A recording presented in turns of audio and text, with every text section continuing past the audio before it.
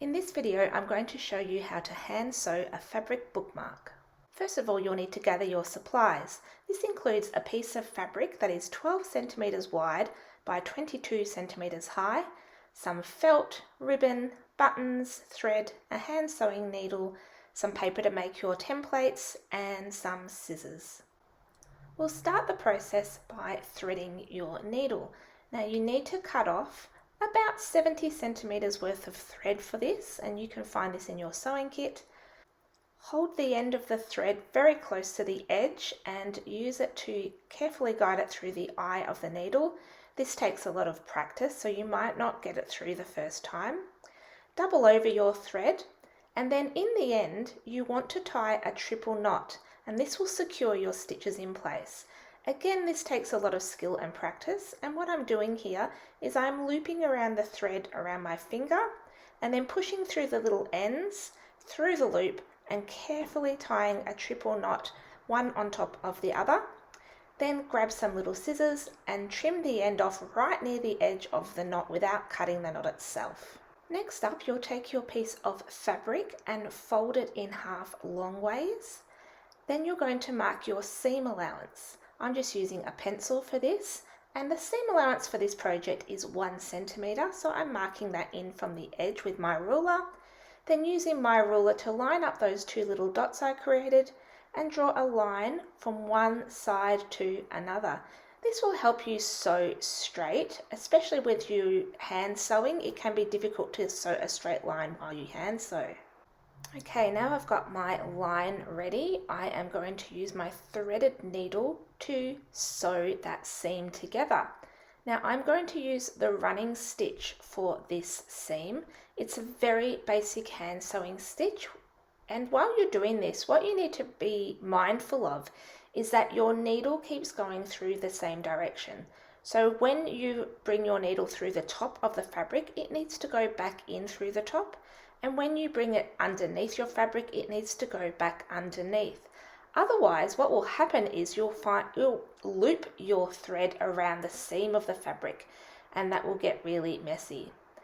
So you can see here I've sped up the process, and when you get to the end of your seam, you need to tie this off. Now there's many ways of tying it off, but the way I'm teaching you is by doing 3 little stitches, one on top of the other, and then one more stitch, and on this last stitch you're going to wrap the thread around your needle 3 times, 1, 2, 3, and then bring that thread through, and that ties a knot, and that will securely end your seam for you. Trim the end off close to the knot, but making sure you don't cut the knot itself. In this next step, you're going to iron your seam open. You need parental permission to use an iron, so make sure you ask first. And you can see here that I'm pushing that seam open with my fingers, and I'm keeping my fingers away from the iron itself to make sure I don't burn myself. You can see the steam coming off the iron there, and that seam has now been pressed open. Turn it over and just give it an iron on the other side as well. In this next step, we're going to draw a line at one of the ends of the bookmark, and you're going to use the running stitch again to sew that end shut. I've already knotted this thread, so now I'm using the running stitch to go over that line as well. So the same stitch as before, just going up and down through the fabric to create that running stitch across the end of my bookmark.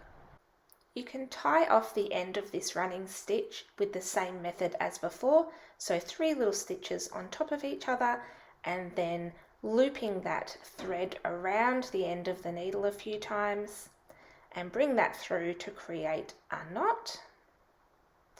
And then again, you'll need to trim the end of the thread off, being careful that you don't cut your knot. Right, the next step is to turn the bookmark the right way around. Because we sew inside out, we don't want to see those stitches on the outside of our bookmark, so we're going to very carefully push the bookmark fabric through on itself.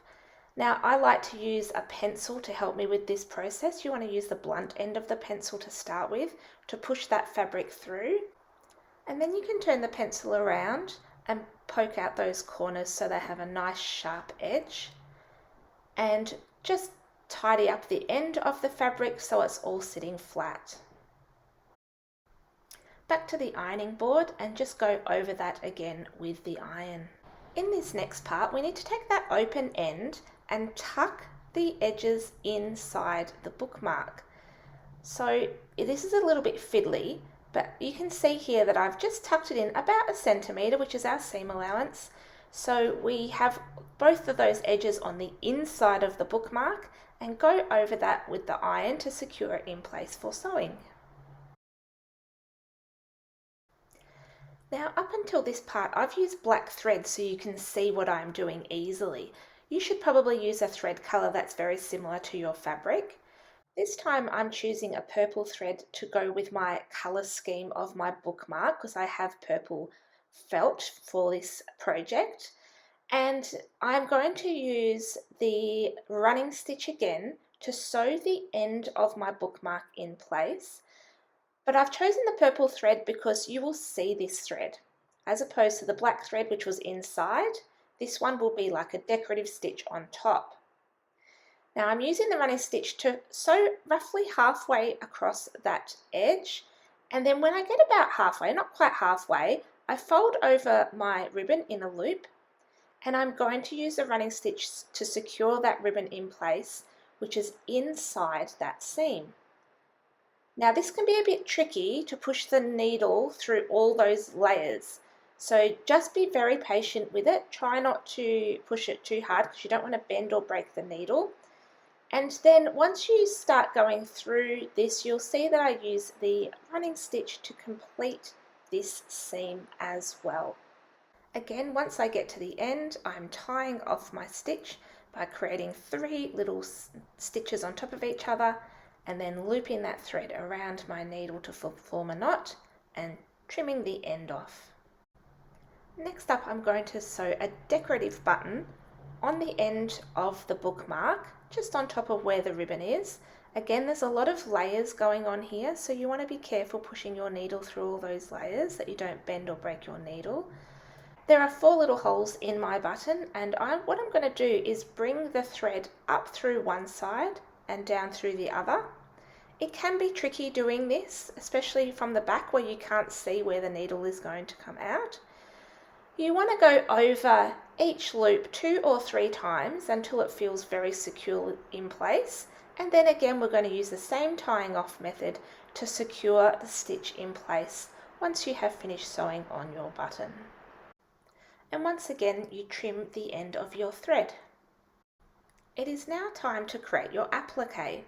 Now I've already drawn 2 circles on my piece of paper because that is the design of my applique, and I'm creating my little pattern templates that I can use to cut out the circles on the felt. So I'm just using paper scissors for this, or just regular scissors that you can find around your house, and I'm carefully cutting 2 circles.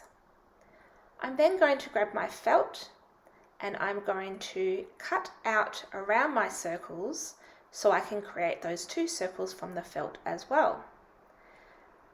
So again, I'm carefully holding on to that circle and the felt so it doesn't move, and I'm just very carefully going around those circles so I have my 2 pieces of circular felt to create my applique with. Now there are many ways I could sew on the felt. I could do a running stitch and go all the way around the sides of the circles and put them in place that way. But what I've chosen to do is leave my felt loose on the edges and sew it in the center and add the button on top to hide that sewing. So I'm just going through all the layers at once, then I place my button on top.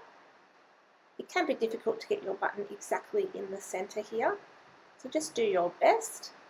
And I'm just the same method of sewing the button as before, and you can see it's a little bit tricky to get through all these layers now because there's a lot of layers of calico fabric and felt, but I'm just taking my time and going through to sew this button on in place.